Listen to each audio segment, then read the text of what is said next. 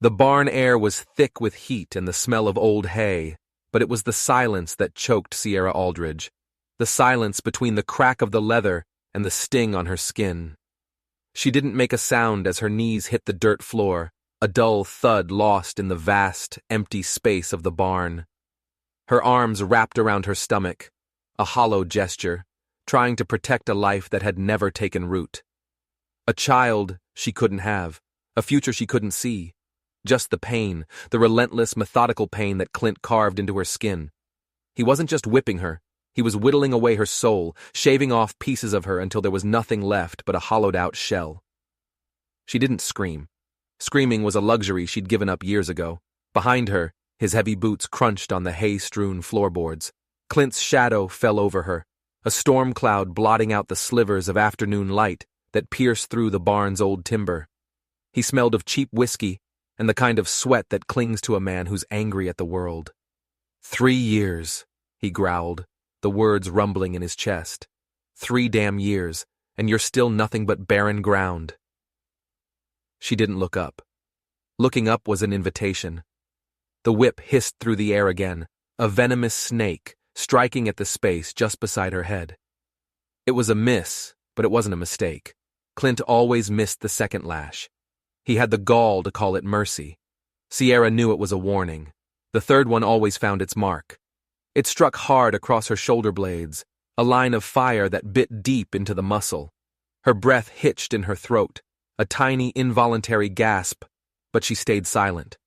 Her nails dug into the packed earth, grounding her, the only thing she could control. "You're a broken well," he spat, his voice dripping with contempt. "Can't even do the one thing a woman is put on this earth to do." The words cut deeper than the leather ever could. Her jaw tightened, a silent act of defiance. Just as he raised his arm for another strike, a new voice cut through the heavy air, a small voice, laced with uncertainty and a tremor of fear, but it was there. "Stop!" The whip paused in mid-air. Sierra blinked, dust motes dancing in the light. For a heart-stopping second she thought she'd imagined it, that she'd finally broken and her mind was playing tricks on her. But then Clint turned, slowly, the whip still held high. "Who in the hell said that?" he snarled. From the deep shadows near a teetering pile of hay, a small figure stepped forward. It was a boy, no older than 10, with a lanky frame swallowed by a hand-me-down coat that was 3 sizes too big.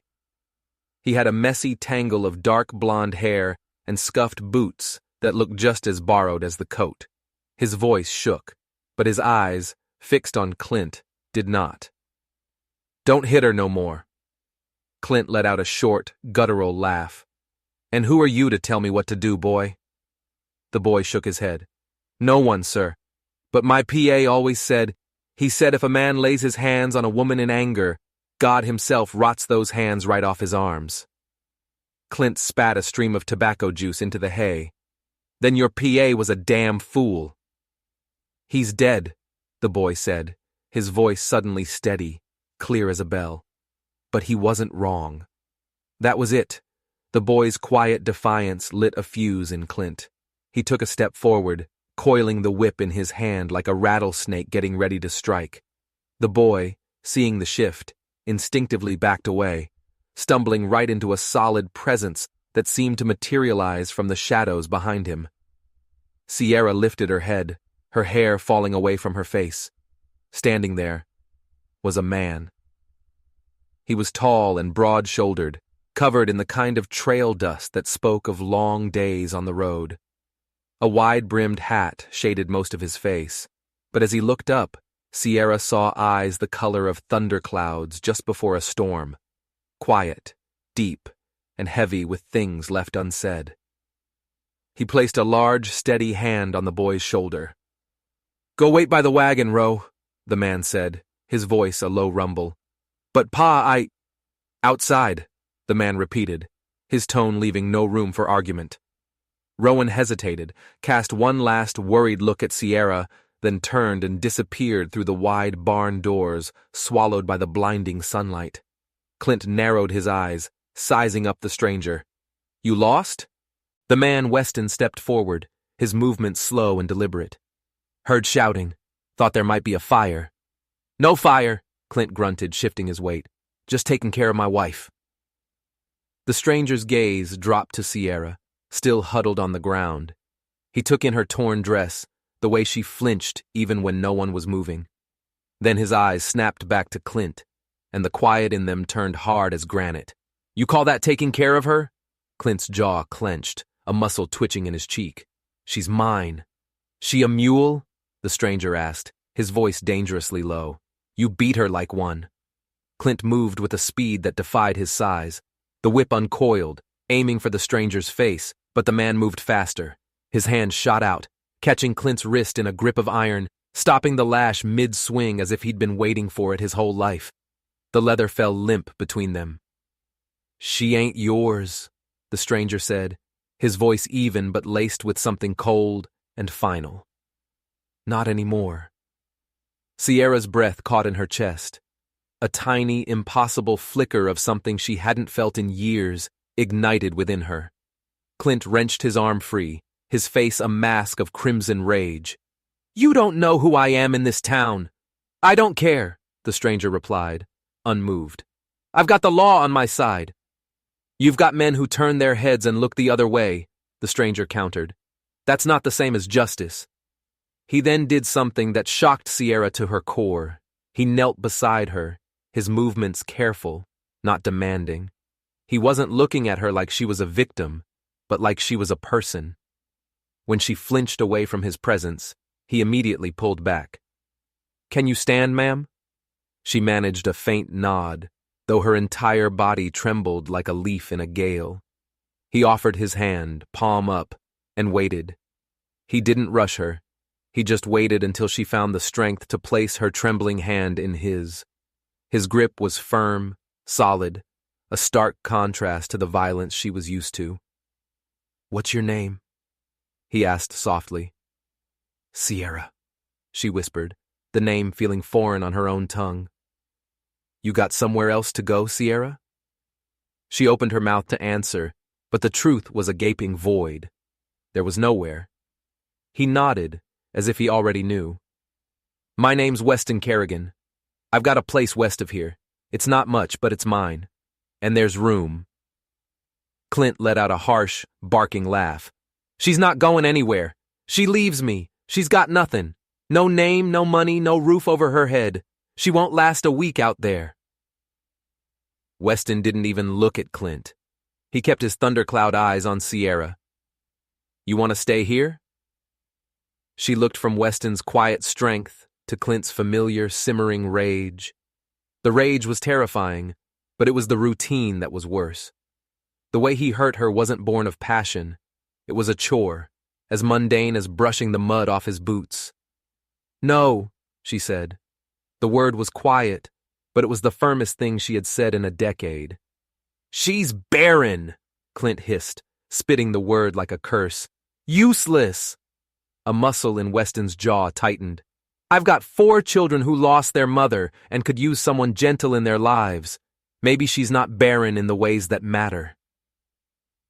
The strength seemed to drain from Sierra's legs, and she started to crumple. But this time, Weston caught her, his arm wrapping around her waist, holding her up. She didn't fight him. She didn't even flinch. As he helped her stumble out of the suffocating darkness of the barn and into the bright, clean sunlight, she saw the worn wagon waiting. Rowan stood by the horses, his young face etched with worry. And in the back, 3 little girls were huddled together, their eyes wide and dusty, staring at her. Are you sure? Sierra murmured, the reality of it all crashing down on her. 4 children. A stranger. Weston didn't look at her. He looked down the long, dusty road that stretched out before them. I don't know what you'll find at the end of this road, Sierra, he answered, but I know what you won't survive, and it's him. Clint didn't follow. He just stood there, a dark figure framed in the barn's doorway, the whip hanging limp at his side, watching them go. Weston clicked the reins, and the wagon creaked into motion. Every bruise on Sierra's body screamed in protest, but none of it stung as much as Clint's parting words. Not anymore. The words echoed in her head, a strange and terrifying promise. Beside her sat a man who hadn't asked her for her story, hadn't asked for a single thing. He had only asked for her choice. Behind her, the barn, her prison, grew smaller and smaller until it was just a speck on the horizon. Ahead, the road stretched long and dry and uncertain, but for the first time in years, Sierra felt something deep inside her crack open. It wasn't hope, not yet, but it was close. But as they rode, a cold knot of dread began to form in her stomach. Weston Kerrigan had rescued her, yes, but he wasn't just a simple rancher. The way he'd disarmed Clint, the cold, practiced efficiency of it. It wasn't the mark of a farmer. It was the mark of a fighter. And as she glanced at his hands on the reins, she noticed a faint, old scar across his knuckles, a white line that told a story of its own. She had escaped one cage, but a terrifying question began to bloom in her mind. Had she just walked right into another? The wagon ride to the Kerrigan ranch was a blur of rattling wheels and jangling thoughts. Every bump in the road sent a fresh wave of pain through Sierra's bruised body, but it was the turmoil in her mind that was the real torture. She sat stiffly beside Weston, the silence between them stretching as wide as the plains around them. Who was this man? Why had he been there, at that exact moment? The questions circled in her head like vultures. His children in the back were just as quiet. The boy, Rao, kept stealing glances at her, his expression a mixture of pity and intense curiosity. The three girls huddled together, their wide eyes following her every move. She felt like an exhibit, a strange creature dragged from the wild. They arrived late in the afternoon at a place that felt both sturdy and lonely. The Kerrigan Ranch was a sprawling stretch of golden fields, framed by low, rolling hills and fences that looked like they'd stood against 100 years of wind. The house was a simple, two-story timber frame with a wide porch shaded by a tin roof. A barn, smaller than Clint's, but smelling of fresh hay and sunlight, stood nearby. It felt alive, but it also felt isolated, miles from anywhere. The children scrambled down from the wagon before it had even fully stopped. The oldest girl, Maribel, with her long, dark braids and a stare that was far too old for her years, assessed Sierra with a frankness that was unnerving. Jessa, the middle child, seemed all nerves and quick, bird-like movements. The smallest, Tilly, clutched a worn rag doll with one button for an eye and stared at Sierra as if she might vanish into thin air. Weston tied the horses to the hitching post and turned to her. "You need to rest," he said, his voice simple and direct. "Let's get you inside." She hesitated on the dirt path. The 3 steps up to the porch felt like a mountain. I can't stay," she stammered, the words tasting like ash. "Clint will come for me. He'll find me." "If he does, we'll handle him," Weston replied, his tone leaving no room for doubt. But there was that word again, we. It was the way he said it, with a chilling certainty that went beyond simple confidence. "You don't have to run anymore." He opened the front door, and a wave of strange scents hit her. Wood smoke, drying herbs, and something else, something faintly like lavender. The inside was sparse but clean. A heavy quilt with a star pattern hung on the wall. A row of well-worn boots stood by the door. But there were no family pictures, no portraits of a smiling wife. The absence was a presence in itself, a cold spot in the warm room. "Maribel," Weston said, his voice echoing slightly in the quiet house. "Fetch some warm water and clean cloths. Jessa, take your sisters out back and check on the chickens." The girls scurried to obey, but not before little Tilly looked back, her face solemn, as if she knew secrets she wasn't supposed to. Weston guided Sierra to a heavy wooden chair at the kitchen table. "Sit." She obeyed, her hands trembling as she rested them on the table's surface.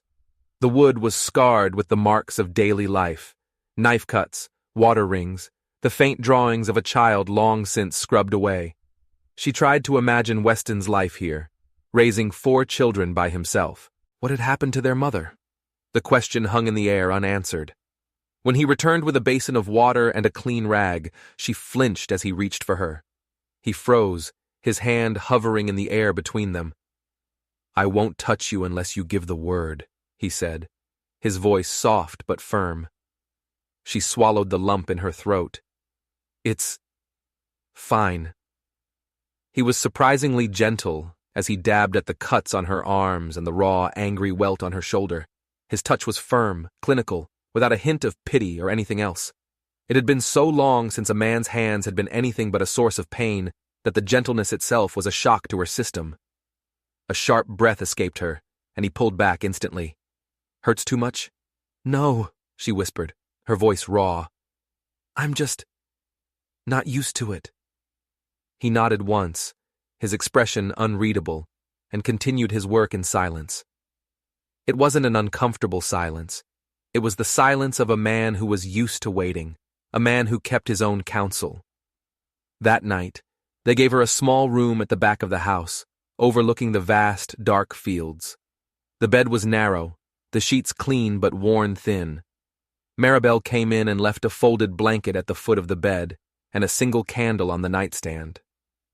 "Papa said you can stay as long as you need," the girl said, her voice flat, reciting a line she'd been told to say. "And don't worry about Clint. Papa can handle men like him." The phrase, "men like him," sent a shiver down Sierra's spine. What did that mean? After the children were asleep, Sierra sat by the window, the candle casting flickering shadows on the walls. She tried to imagine what tomorrow would look like, but her mind was a blank slate of fear. She was a prisoner to her past, and she couldn't see a future. She didn't hear Weston approach until his quiet knock sounded on the open doorframe. "I made some tea," he said, holding a steaming mug. "Herbal. It helps with the bruising." She turned. He stood there, his hat off, revealing dark hair threaded with a bit of gray at the temples. His face, in the soft candlelight, looked tired and etched with a profound sadness. "You don't owe me a thing, Sierra," he said, as if reading her mind. "You can leave at sunrise if that's what you want. No one is keeping you here." She stared at him, the question burning on her lips. "Why? Why are you doing this?" He looked past her, out the window into the endless dark. "Because someone should have a long time ago," he said simply, but his eyes held a shadow, a depth of sorrow that told her his reasons were far more complicated than that.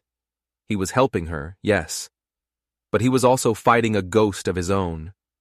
The next morning, Sierra woke to the sound of the children's voices, not laughing, but arguing in hushed, tense tones. She crept to the door and listened. "She can't stay," Maribel hissed. "You know what happens when he finds out."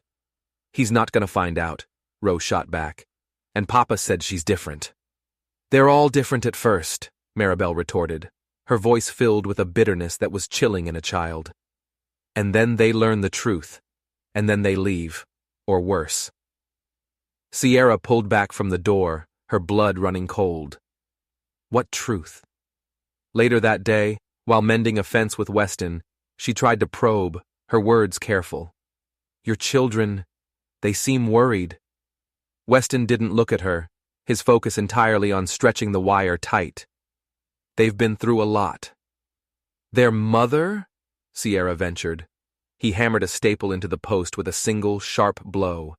"She died, a while back." The finality in his tone shut the door on the conversation, but Sierra had seen the flicker of raw pain in his eyes. He wasn't just grieving. He was hiding something. That night, unable to sleep, she wandered into the main room. A floorboard near the hearth was loose. Curiosity, a dangerous and long-dormant impulse, got the better of her. She pried it up. Underneath, wrapped in oilcloth, was a small leather-bound diary. Her hands trembled as she opened it.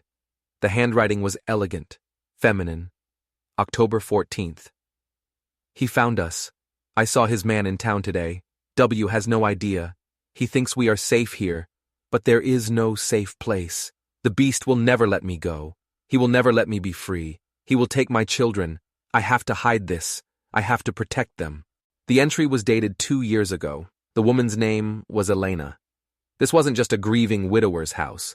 It was a house built on secrets, a fortress against a threat she couldn't comprehend.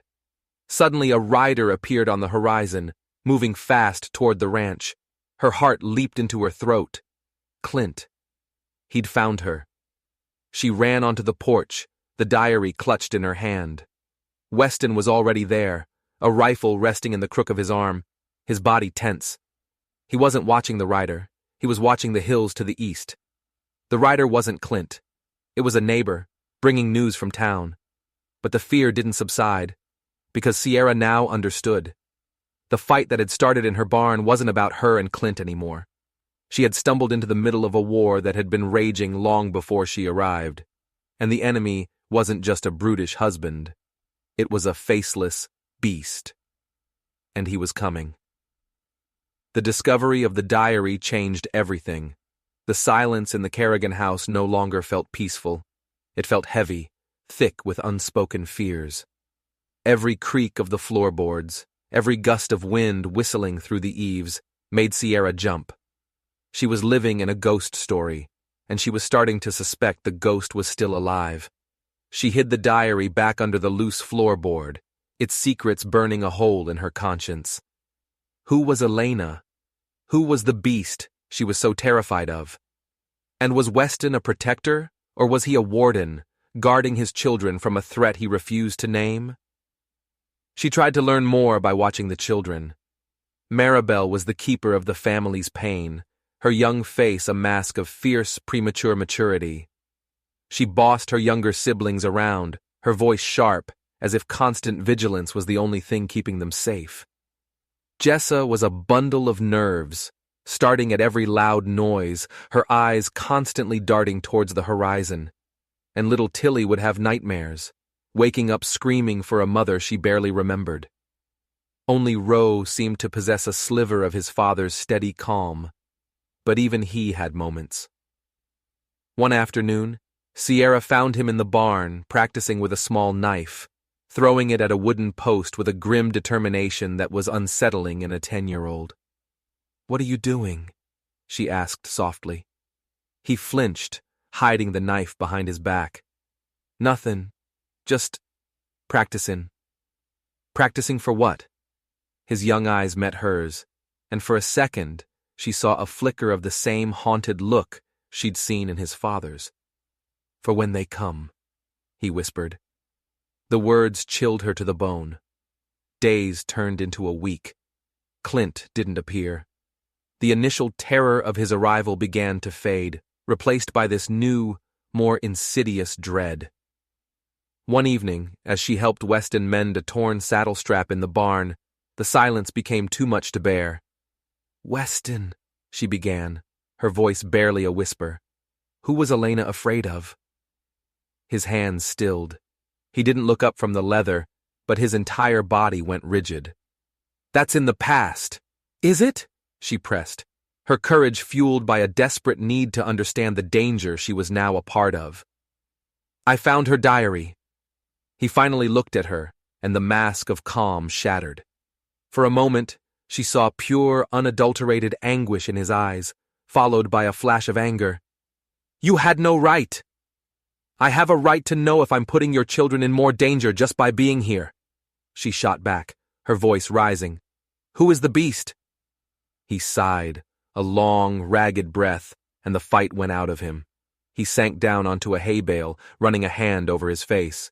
"Her name was Elena Vance," he said, his voice hollow, "and the beast was her brother." Sierra sank down opposite him, her legs suddenly weak. "Her brother?" "Elias Vance," Weston said, the name tasting like poison. "Their family is one of the wealthiest back east. Shipping, railroads, they own half of Boston, but their real business is power. They buy people, they crush anyone who gets in their way. Elias is the worst of them. He's not a man, he's a monster in a tailored suit." He explained that Elena was supposed to marry a business partner to solidify the family empire. She was property, a pawn in Elias's game. When she refused, he showed her his true nature. He locked her away, beat her, promised her she would never escape his control. I was working security for a rival company, Weston continued. I met her at a gala. It was immediate. I saw the terror in her eyes. I helped her escape. We ran, changed our names, and ended up here, thinking we were finally free. For a few years, we were. But he found you, Sierra whispered, clutching the diary in her mind. Weston nodded, his gaze distant. He sent a man. We saw him in town. Elena panicked. A week later, she was riding out near the canyons. Her horse came back alone. They called it a tragic accident. A fall. He choked on the last word. But I know better. Elias found her, and he killed her. The confession hung in the air between them, horrifying and absolute. Sierra finally understood the profound sadness in this house, the vigilance of the children. They weren't just mourning a mother, they were living in the shadow of a murderer. He doesn't know about the children, Weston said, his voice hardening. He thinks Elena died childless. If he ever found out he has heirs, blood of his blood, he would come for them.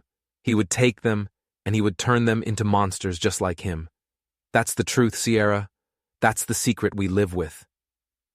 A wave of nausea washed over her. She hadn't just escaped Clint. She had stumbled into a war against a man with limitless resources and no conscience, a man who had already murdered his own sister. So when you found me, she began. I heard about Clint, Weston admitted. The whispers in town. A man who treated his wife like property, who was cruel and controlling. It sounded familiar. I thought maybe Clint was connected to Elias, that Elias had sent him to sniff around. I came to your farm to see for myself. I was wrong about Clint's connections, but I wasn't wrong about the man he was. Before Sierra could process the enormity of it all, the sound of an approaching wagon sent a jolt of alarm through them both. They rushed out of the barn. It was a single wagon, but it wasn't a neighbor. Clint sat in the driver's seat, and next to him, holding a rifle across his lap, was the town sheriff, a portly, complacent man named Barrows. "Weston Carrigan!" Sheriff Barrows called out, his voice booming with false authority. "I have a warrant here for the arrest of one Sierra Aldridge." Sierra's blood ran cold. Arrest? For what? "Theft and desertion," Clint said with a triumphant smirk, holding up a piece of paper. "She ran out on her marital vows and stole a silver locket that's been in my family for generations.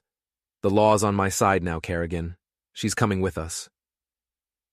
Sierra's mind reeled. The locket. He was lying. There was no locket. It was a fabrication, a legal weapon to drag her back.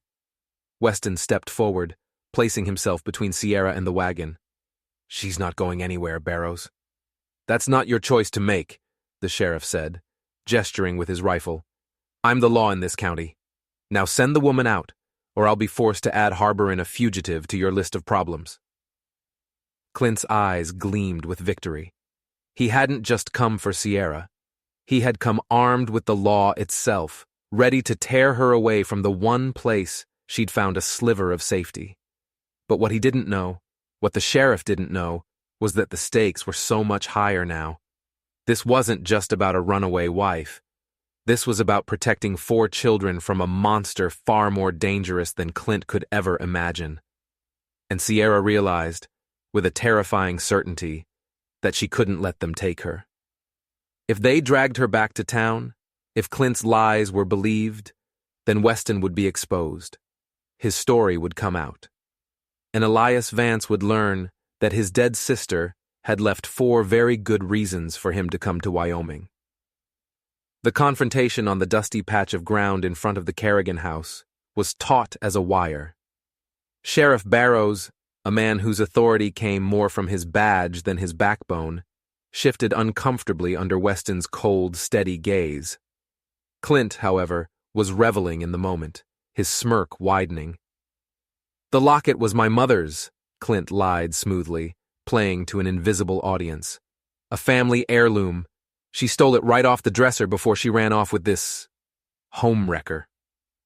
"There was no locket," Sierra said, her voice shaking but clear. She would not let him paint her as a thief.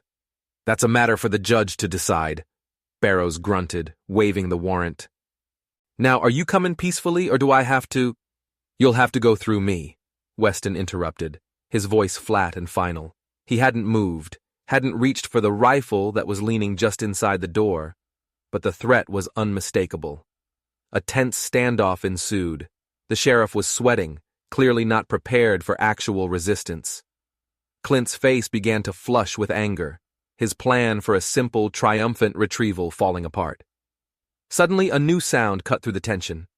The thud of approaching hooves, not one horse, but several. A small group of riders appeared over the rise, led by a stern-faced, elderly man.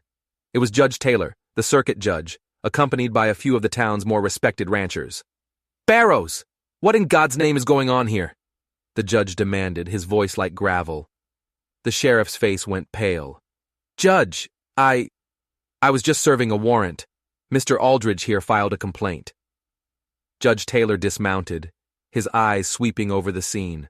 Clint's smug anger, the sheriff's nervous sweat, Weston's rigid stance, and Sierra's terrified but defiant expression.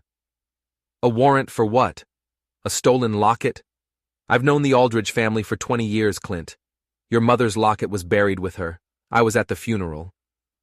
The air went still. Clint's lie, so bold and confident moments before, crumbled into dust.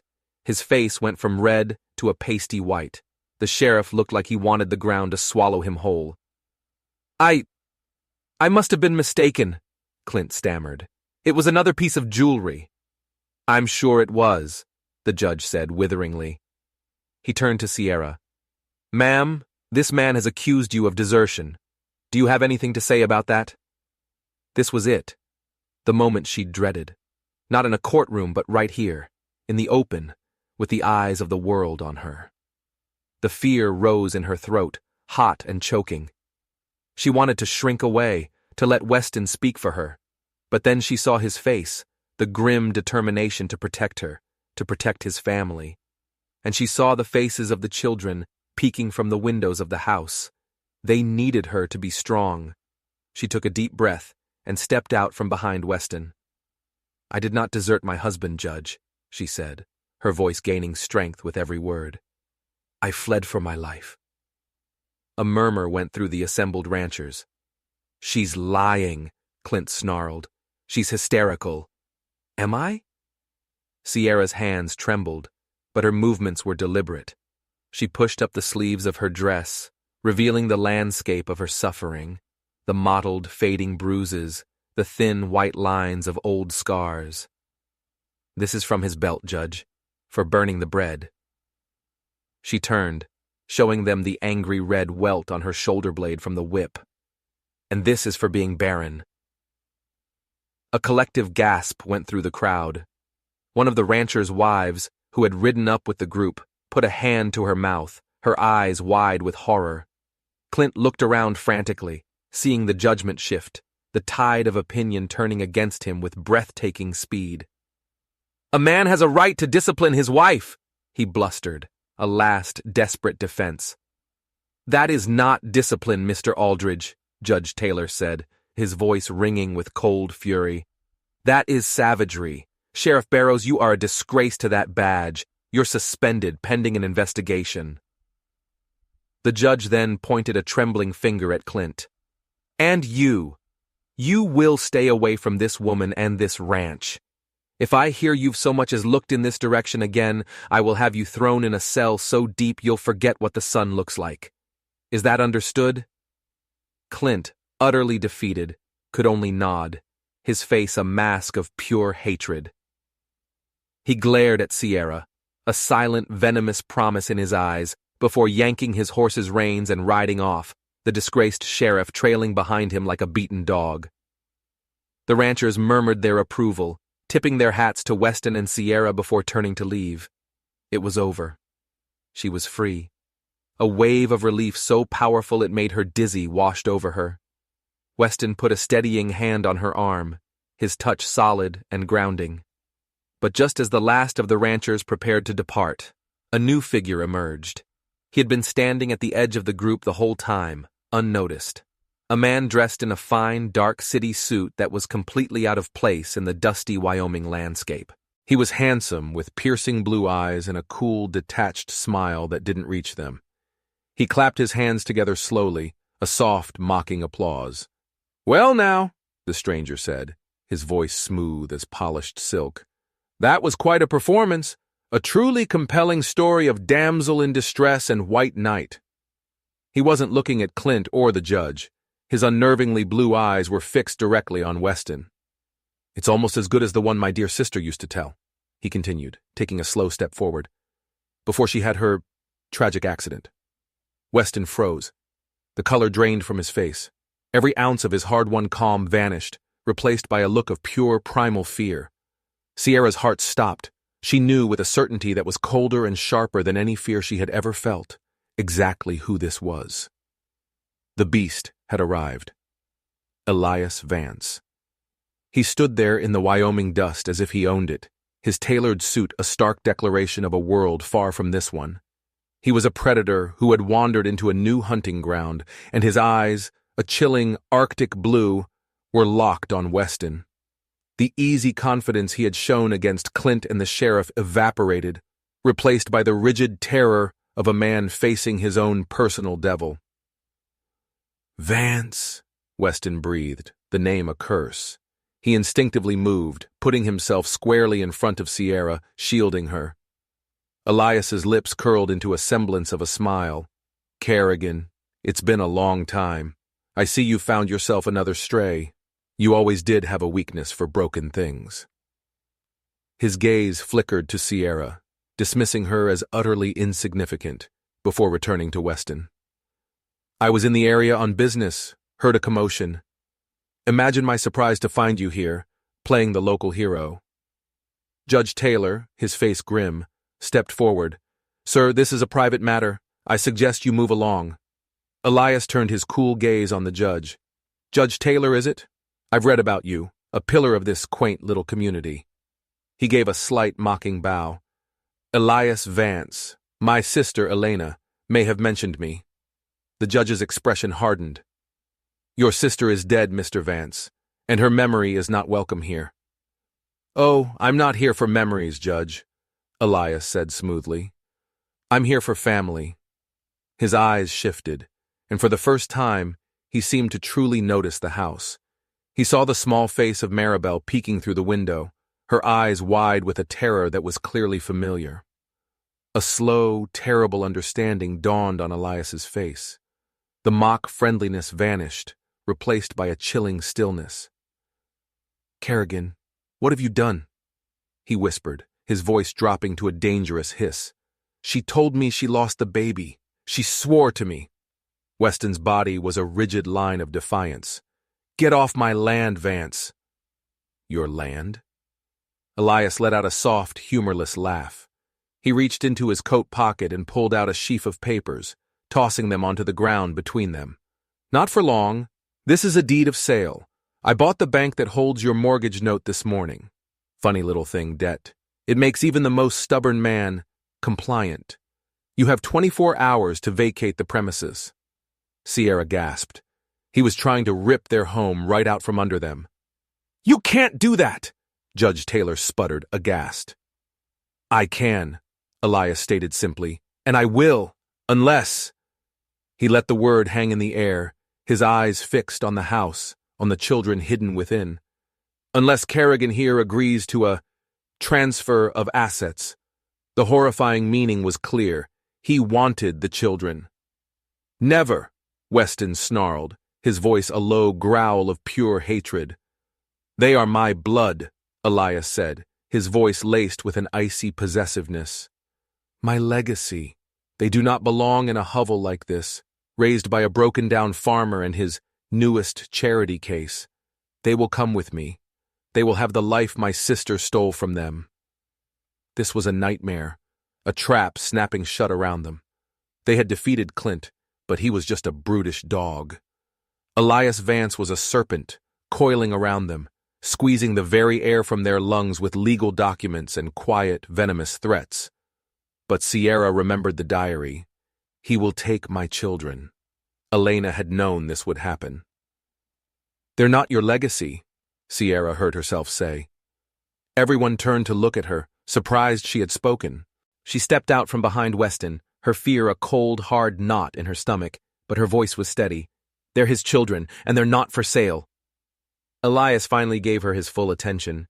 He looked her up and down, a flicker of something. Was it surprise? Respect? In his eyes before it was gone, replaced by cold dismissal. You have a great deal of spirit for a woman who was being beaten in a barn a week ago. But this doesn't concern you.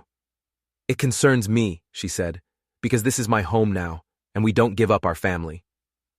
A tense silence fell. Judge Taylor looked from Elias's cold fury to Weston's desperate defiance. He knew he was out of his depth. This wasn't a local dispute anymore. This was a war of dynasties, and it had just landed on his doorstep.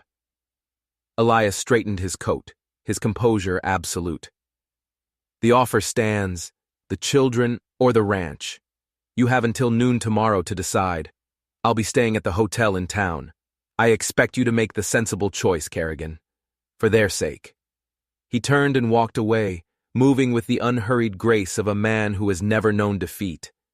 As he passed Clint's abandoned wagon, he paused, looking back.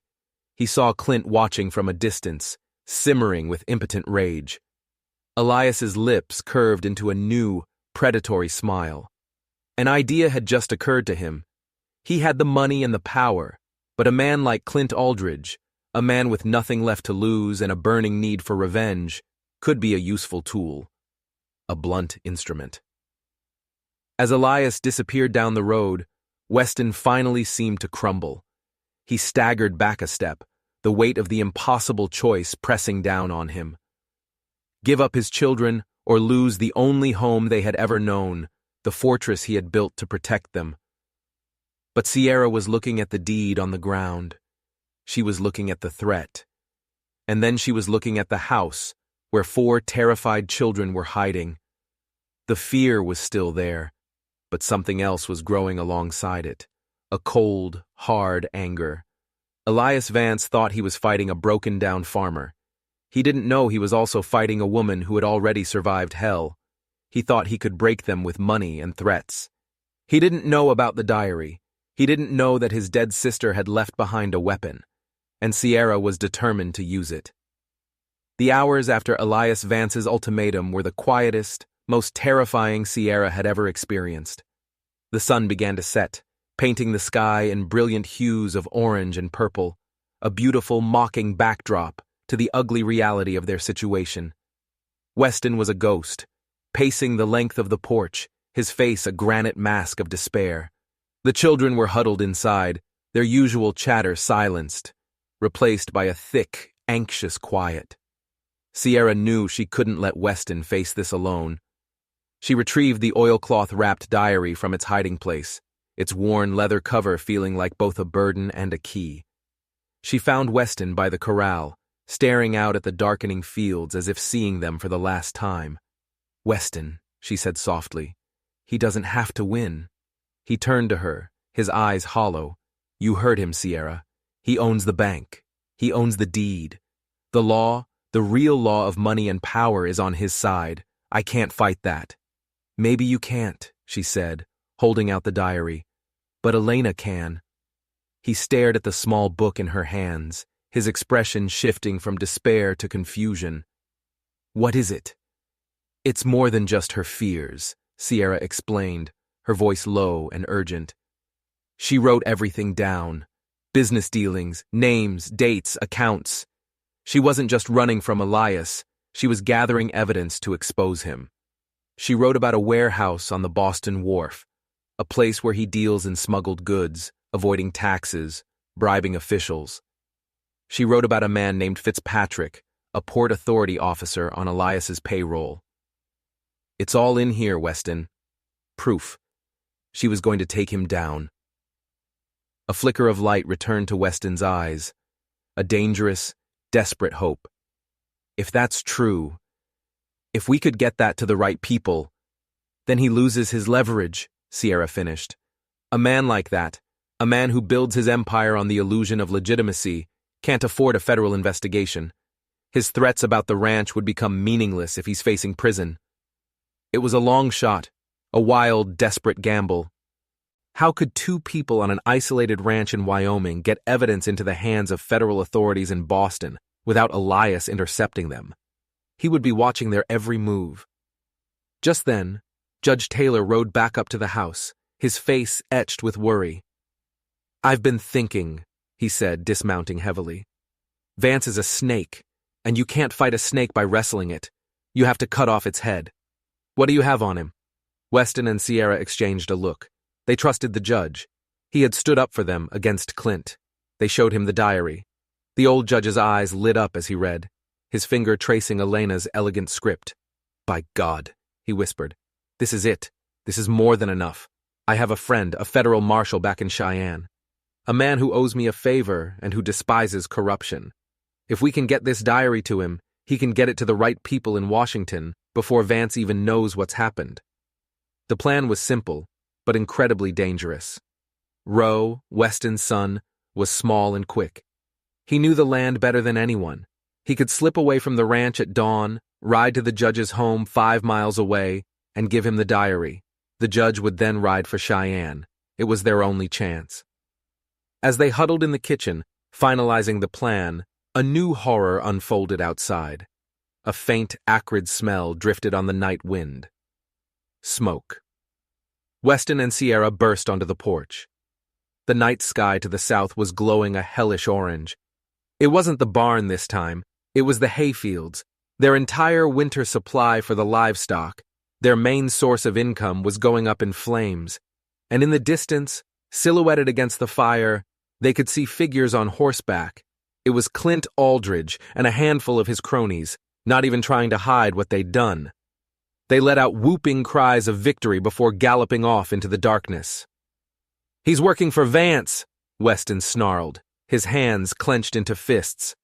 "Elias is using him as a dog on a leash to terrorize us, to break us before noon tomorrow." Sierra's heart hammered against her ribs. This wasn't just a legal threat anymore. It was a siege. Elias was squeezing them from one side with financial ruin, while Clint was burning their livelihood to the ground on the other. They spent the rest of the night fighting the fire, a hopeless, back-breaking effort with buckets of water against an inferno. By the time the flames died down, the fields were a blackened, smoking ruin. They were exhausted, covered in soot and despair. As the first light of dawn broke, casting a sickly gray light over the devastation, Weston looked defeated. "It's no use, Sierra. He's won. He's taken everything." "No," she said, her voice raspy from the smoke. "He hasn't. He's made a mistake." Weston looked at her, confused. "He thinks he's broken our spirit," she explained. "He thinks we're just going to hand over the children to save ourselves from a fight we can't win. He's not expecting us to fight back. He's not expecting the diary."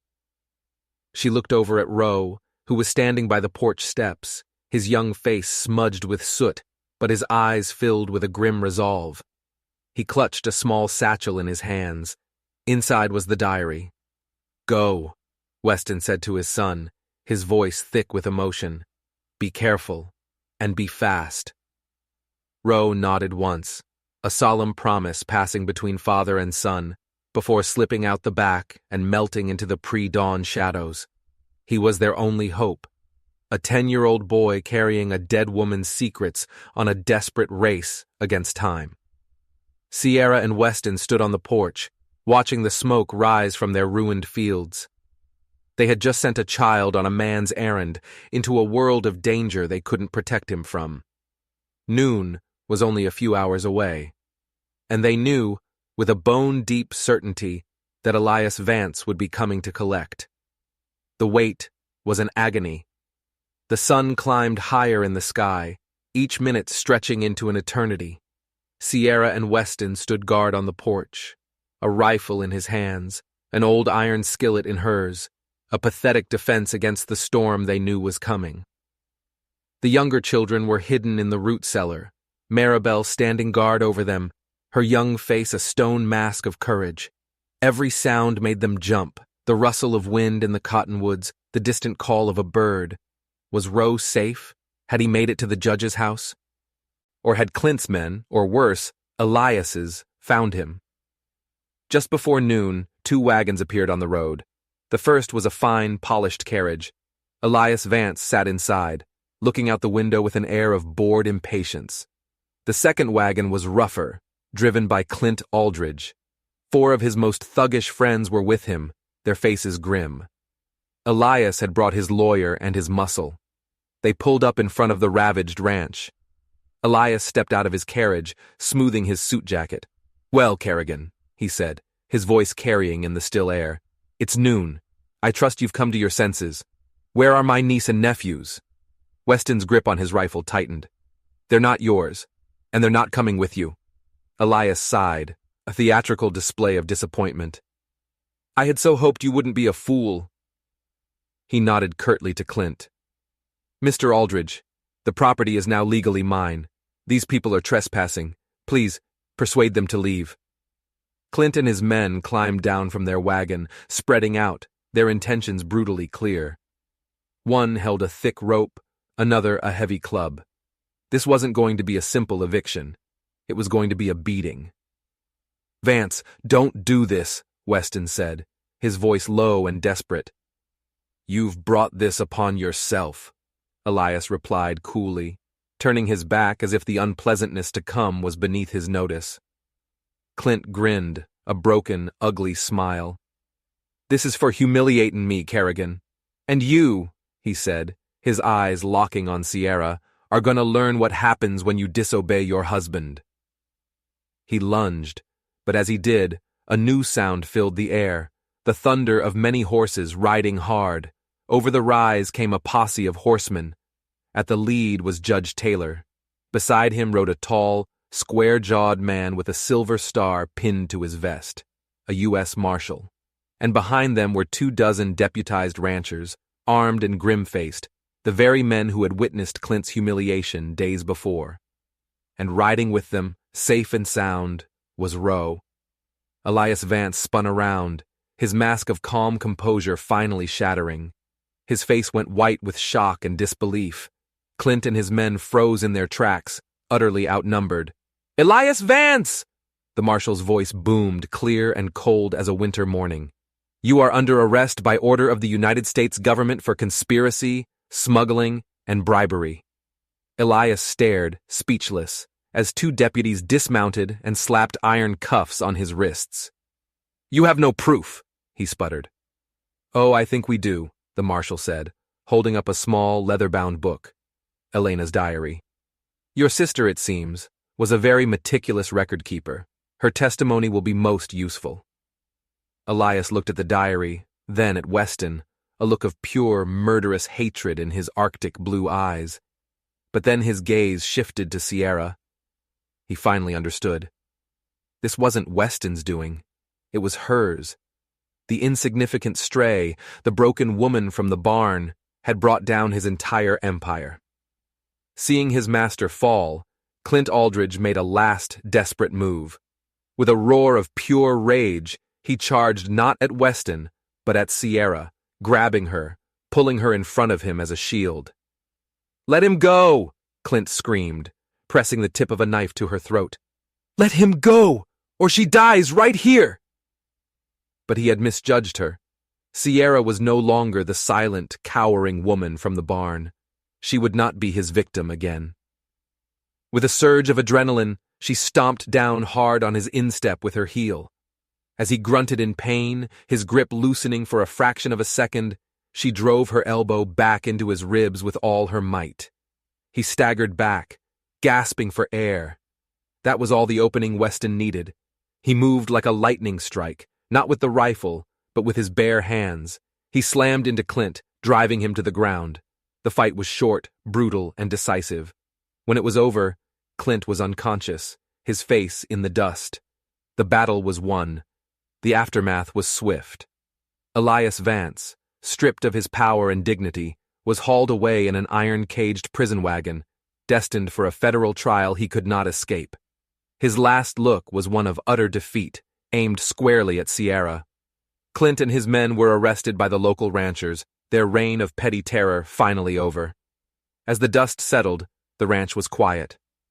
Weston pulled Sierra into his arms, holding her tightly, his body trembling with the release of tension. "You did it," he whispered into her hair. "You saved us." She leaned against him, her own strength finally failing her, the adrenaline fading, leaving only a profound, bone-deep exhaustion. "No," she said, her voice muffled against his chest. "We did it." The children came spilling out of the root cellar, running into their father's arms. For the first time, Sierra saw genuine, unadulterated joy on their faces. Maribel looked at Sierra, her usual stern expression softening into a small, tearful smile. Little Tilly ran right up to Sierra and wrapped her small arms around her legs, holding on as if she'd never let go. In that moment, standing in the ruins of their fields, surrounded by this battered but unbroken family, Sierra knew she was finally home. But the diary held one last secret. As Judge Taylor handed it back to Weston, it fell open to the final page. Elena had written a letter, a postscript to her life. To whoever finds this, it read, "Elias is not just a criminal, he is a kinslayer. He arranged the boating accident that killed our parents. He inherited everything. I was the only one who knew the truth. That is the real reason he could never let me go. Avenge them. Avenge me." The marshal read the passage over the judge's shoulder, his face hardening. "Kinslayer," he muttered. "He won't just go to prison, he'll hang." True justice, final and absolute, had been served, not just for Sierra, and not just for Weston, but for the ghost who had haunted this ranch for so long. Elena Vance could finally rest in peace. The weeks following the arrest of Elias Vance and Clint Aldridge were like the quiet after a long and violent storm. The air itself seemed easier to breathe. The community, ashamed of how they had allowed Clint to terrorize Sierra for so long and inspired by her courage, rallied around the Kerrigan family. Neighbors arrived with lumber to help rebuild the barn, sacks of grain to replace what was lost, and food to fill their pantry. The ranch, which had been a place of fear and isolation, was suddenly filled with the sounds of hammers, saws, and laughter. It was a time of healing.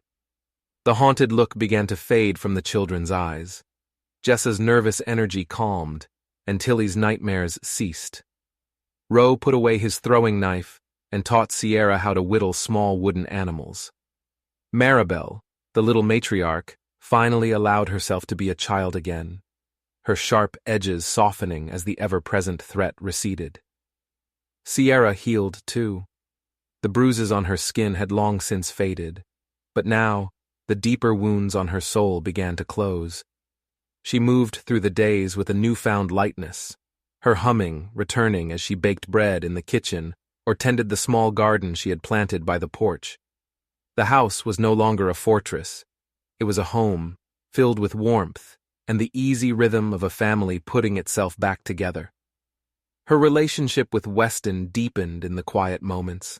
A shared glance across the dinner table, a comfortable silence as they watched the sunset from the porch, his hand brushing hers as they worked side by side. He never pushed, never demanded. He simply made space for her, giving her the time and safety she needed to find her own footing. One evening, weeks later, he asked her to walk with him to the old oak tree that stood on the ridge overlooking the valley. The sky was a pale, gentle blue, and a soft breeze rustled the leaves. "Sierra," he began, his voice low and steady. "When you came here, you were running from a monster, and you found yourself face to face with another one. You could have run again. No one would have blamed you. But you didn't. You stood and you fought. Not just for yourself, but for me, for my children." He turned to face her, taking both of her hands in his. His hands were calloused and strong, but his touch was gentle.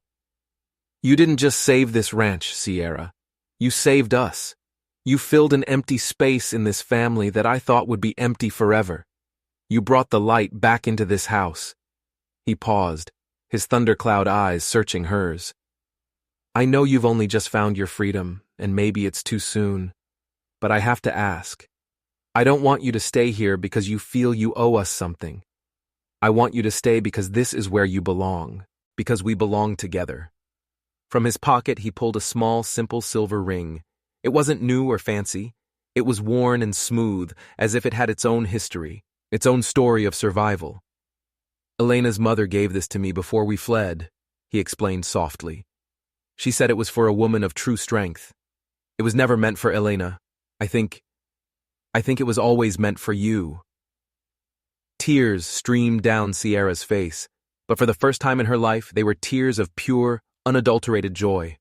The last of the fear, the last of the doubt that she was unworthy, that she was broken, washed away in that moment. She wasn't a broken well. She was a river that had finally found its way to the sea. "Yes," she whispered, her voice thick with emotion. "Yes, Weston, I'll marry you." He slid the ring onto her finger. It was a perfect fit. Their wedding was held a month later, right there under the old oak tree. It was a simple affair. Judge Taylor officiated, his voice ringing with warmth and pride. The entire community was there, not as spectators, but as friends, as family. Mrs. Whitmore, the woman who had cried for her at the public shaming, baked the wedding cake. The children, dressed in their Sunday best, acted as their attendants, scattering wildflowers at their feet.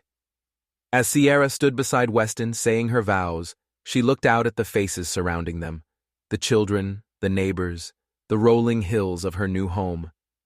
She was no longer Sierra Aldridge, the barren wife, the victim. She was Sierra Kerrigan, a wife, a mother, a survivor, a woman who had walked through fire and come out stronger. That evening, as the party wound down and the stars began to blanket the sky, Sierra and Weston sat on the porch, watching the last of the lanterns flicker in the yard. "What are you thinking about?" Weston asked, wrapping his arm around her. She leaned her head on his shoulder, a sense of profound peace settling over her. "I was thinking about Elena," she said softly. "And I was thinking about me. I was thinking about all the other women out there, trapped in their own barns with their own Clints and their own Eliases, with nowhere to run." She looked up at him, her eyes shining with a new purpose. "What if this ranch wasn't just our home? What if it could be a sanctuary, a place where women like me could come to heal, to find safety, to learn how to fight back? We could use the money from the Vance estate. The courts awarded it to the children as restitution. We could build a new bunkhouse, start a new fund. We could call it the Aldridge Kerrigan Sanctuary." Weston looked at his wife, at the fierce, beautiful strength that radiated from her, and he felt a surge of love so powerful it took his breath away. "I think," he said, his voice thick with pride, "that's the best idea I've ever heard." They had faced down monsters and ghosts, fought for their lives and their home, and had come out the other side not just intact, but whole. They had found justice. They had found love. And now, they would spend the rest of their lives making sure that every woman who found her way down their long, dusty road would find the same thing, a place to finally, truly be free. The story of Sierra and Weston became a quiet legend in that corner of Wyoming, a testament to the fact that even the deepest wounds can heal, and that the most formidable courage can be found in the most unexpected of hearts. If you enjoyed this story, please hit that subscribe button and ring the notification bell. You never know what tales of darkness and light are waiting just around the corner.